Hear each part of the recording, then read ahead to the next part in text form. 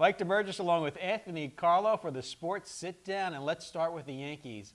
They make the wild card, and it was a wild scene at Yankee Stadium as they beat the Twins 8-4, and it reminded me of 1995 when they made the playoffs for the first time since '81, and in '95 when they took on the Mariners in the wild card.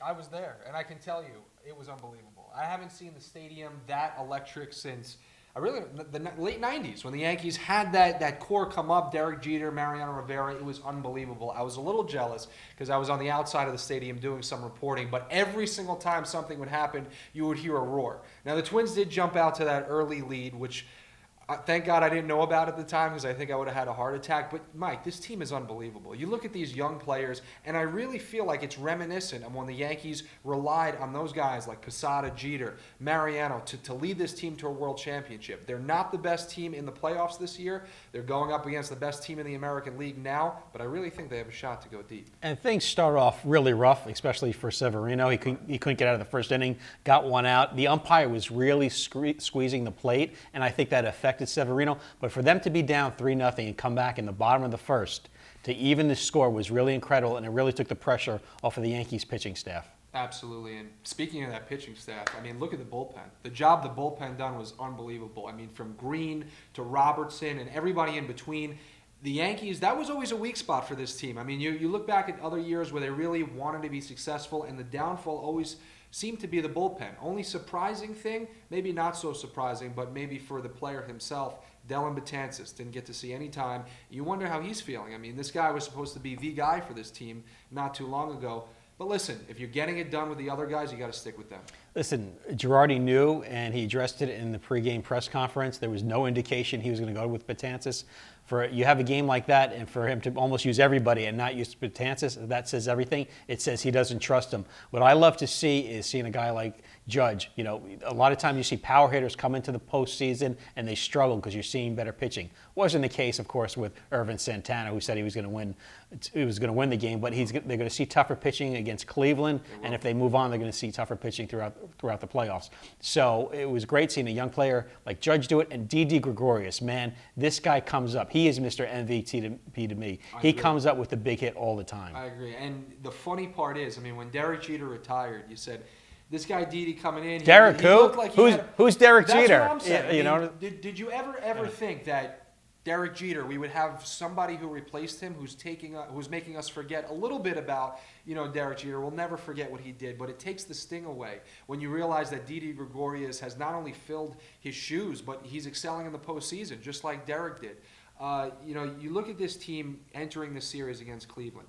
Tonight's a must-win. I mean, you have Kluber in Game 2. So for the Yankees to lose Game 1 and then face Kluber in Game 2 and have the potential of going down 0-2 in that series, it's not the place they want to be in. I really want to see the Yankees win tonight. If they do, nothing's holding me back from saying this team's going to the ALCS.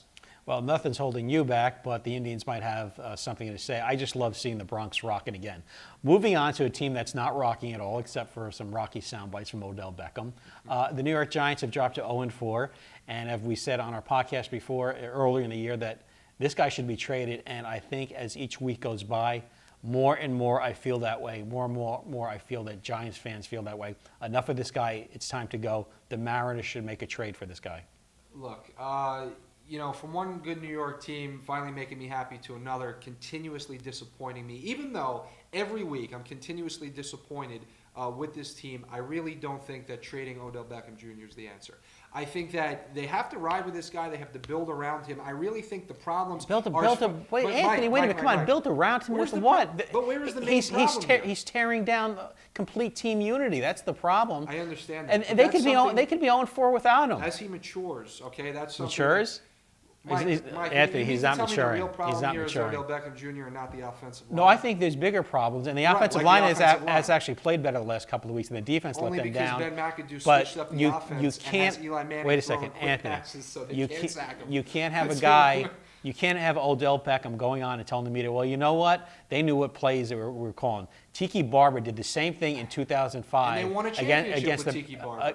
They didn't win a No, championship. they didn't win a championship. I'm sorry. They didn't win a Right. championship with Tito Barber. They went to the postseason. But with he Tito Barber. threw Coughlin under the bus after the playoff loss to the Carolina Panthers, 23-0. Said they knew what plays were coming. Odell Beckham is doing the same thing. When a player starts throwing the coach under the bus, it's time to go. It's time to go. I can't argue with that. I understand that. But, I just think, and I'm not disagreeing with you, I'm not saying that the team needs to take focus away from Odell Beckham and realize what he's doing is wrong. But there are other things that need to be fixed. I mean, you can't go, just to hit on the offensive line again, you can't go week in and week out, having as poor of a running game as the Giants have. And you can put the blame wherever you want it. If you want That's to say why I say trade him and you build up, you get offensive linemen, Okay. you get running backs, and that's why you trade him. And Okay. Eli is not getting any younger. His legacy is at stake here. Completely, I understand. I agree. The main thing here, though, is I think that the leader in Odell Beckham Jr. needs to come out, okay? I agree with you. If he cannot come out and be the leader that he's supposed to be as he develops, there is no need for him. But I'm just saying I don't think that's the immediate – I don't think we should be talking about that right now, okay? I think what we should be talking about is the team they put together to win a championship. They put this team together to go to the Super Bowl, to win a Super Bowl, and is Odell Beckham an overnight fix? No. What is an overnight fix?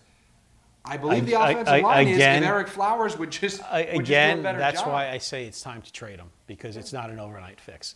Moving along to a guy that's really creating a problem for himself is Cam Newton, basically mocking a female reporter, saying she doesn't know about pass routes and really degrading her in front of everybody. I don't know where a guy like Cam Newton, who's an intelligent guy, seems like a nice guy, a little moody and temperamental when he loses. I don't know how in this day and age you mock a female reporter at a press conference like that. I don't know either. I mean, you have females. I mean, a decent percentage of sportscasting nowadays are females. I mean, you look at every team's field reporter; it's usually a female, and you can't look at a woman today and say you don't know sports, because that's absolutely not true. I mean, look at Kim Jones. You ever listen to Kim Jones talk about the NFL? I mean, she knows more than I'll ever know, and it's unbelievable. But I think that these athletes, and the reason why Cam said what he said is they feel like they're God. And I think that they think that they get paid so much money, they have so many fans, and so many endorsements, which not to mention Cam just lost one, that they can say whatever they want. And that's honestly not the truth. And I think that it was great that Dannon dropped Cam Newton. Good for them, because you know what? Maybe some of these guys will have a wake-up call. Maybe when fans stop supporting them, maybe when they start getting on some of these guys, they'll say to themselves, well, I wake up every day, I'm not the guy. I still got to be humble here. And I'm not saying Cam Newton is not a humble guy. But you know what I'm saying. I mean, they feel like they can say whatever they want, and whatever they say goes, and it's Bible. And it's not the truth. Look, I've been in enough locker rooms, and I've seen women in locker rooms, and they do kind of, players do not take women reporters seriously sometimes, and it's not unusual to see athletes in a roundabout way hitting on reporters in the locker room. It's not something that doesn't happen. That's the nature of the beast as well. You got a locker room full of testosterone full well, of guys. that's fine, but you do have to act professionally. And for Cam to do this at a press conference of all things, one thing doing it in a locker room when people are just taping interviews on the side and doing their work and whatnot, it's a different story when you call out a female reporter on a press conference that millions of people are watching, and it's going to be all over the news. Bad job by Cam Newton there. Absolutely. And the organization, I mean, they handled it the right way. They came out. The one thing that was not handled correctly is, according to this reporter and what she alleges, is that Cam Newton and her did have a conversation after that incident, and apparently she accuses him of never even apologizing. So Cam, if you're listening, if you're out there and you really haven't apologized other than that written statement that your organization put out there, why don't you give her a personal phone call? Did that happen yet? Did that happen yet? Did he reach out to her personally? I that haven't should seen happen. it, I mean, apologize. Or tweet it out. Yeah, I mean, you tweet it can't. You out. tweet Tweet it everything towards it. out. Put as much thought into apologizing as you do into wearing your hats and your pants about 5 inches too high. He's Anthony Carlo. I'm Mike Damergis for the Sports Sit Down.